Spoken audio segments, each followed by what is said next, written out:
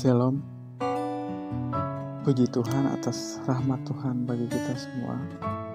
Pagi ini firman Tuhan mengajarkan bahwa sikap hati yang benar di hadapan Allah adalah melalui mengutamakan Allah dalam segala aspek kehidupan kita sebagai umat Tuhan. Allah menjadi prioritas bagi kita. Pembacaan Alkitab kita telah sampai ke pasal ke-8 dari kitab Kejadian. Apabila kita membaca keseluruhan pasal 8 ini, kita akan melihat bahwa pasal 8 ini berisi kronologi Erba yang sudah mulai surut dan manusia keluar dari bahtera. Dan kemudian Allah mengulang firman seperti yang disebutkan dalam pasal 1 kepada semua makhluk untuk bertambah banyak dan memenuhi bumi. Tetapi ada satu ayat yang membuat saya bertanya-tanya di dalam Kejadian 8 ayat 20. Lalu Nuh mendirikan mezbah bagi Tuhan dari segala binatang yang tidak haram dan dari segala burung yang tidak haram. Diambilnyalah beberapa ekor, lalu ia mempersembahkan korban di atas mezbah itu. Bagian ayat ini sedang menunjukkan apa yang pertama kali dilakukan oleh Nuh saat keluar dari bahtera adalah mendirikan mezbah bagi Tuhan.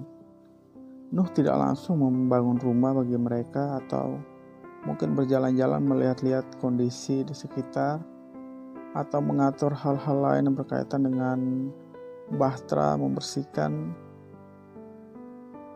Yang ada, Nuh malah membangun altar untuk mempersembahkan korban bagi Allah. Bagian ini menunjukkan bahwa Nuh sadar betul bahwa keselamatan dia dan keluarganya dan semua makhluk itu adalah karena kasih karunia Allah. Dan attitude dari Nuh ini yang mengutamakan Allah dalam hidupnya, mencari Allah sebagai bentuk syukur kepada Allah yang hidup dan bentuk pengakuan dan ketundukan kepada Allah.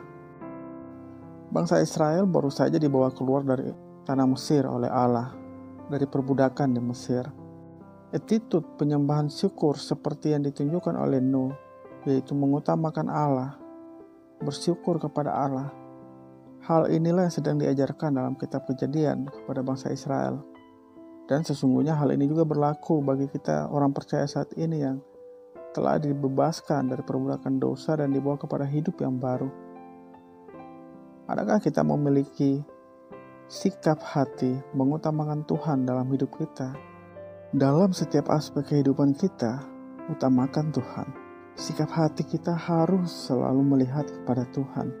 Atau jangan-jangan setiap hari kita hanya dipenuhi dengan pikiran apa yang harus saya makan hari ini, apa yang harus saya dapatkan hari ini, apa yang harus saya raih hari ini, apa yang harus saya kerjakan hari ini. Semua aku, dan aku. Atau sudah lupakah kita bahwa semua yang kita miliki adalah pemberian dari Tuhan? Bahkan kita ada sampai saat ini pun semua karena kemurahan Tuhan. Seperti sebuah lagu, oleh karena kemurahan Tuhan ku ada sampai hari ini. Semua karena kemurahan Tuhan. Ketika kita bangun, yang kita hampiri itu siapa? Pasangan kita kah? Media sosial kah? Atau kita menghampiri Allah melalui penyembahan kita dan melalui pembacaan firman-Nya? Bagi kepala keluarga, sudahkah membawa keluargamu setiap pagi kepada Allah dalam penyembahan dan pembacaan firman-Nya? Buat istri, sudahkah membawa suamimu atau suami kepada istri? Sudahkah membawa istrimu, orang tua ke anak atau anak ke orang tua, anak-anak kepada saudaranya yang lain? Sudahkah datang menghampiri Tuhan? Ketika kita mengatakan kita mengasihi Tuhan dan kita mengutamakan Tuhan, saudara, apakah sudah mengucap syukur kepada Allah saat bangun pagi hari ini? ketika kita bangun dan mendapati bahwa kita masih bernafas? Sudahkah kita mengucap syukur kepada Allah ketika kita terbangun?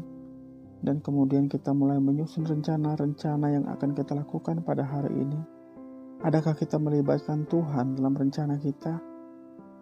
Adakah kita bertanya kepada Tuhan mengenai rencana kita?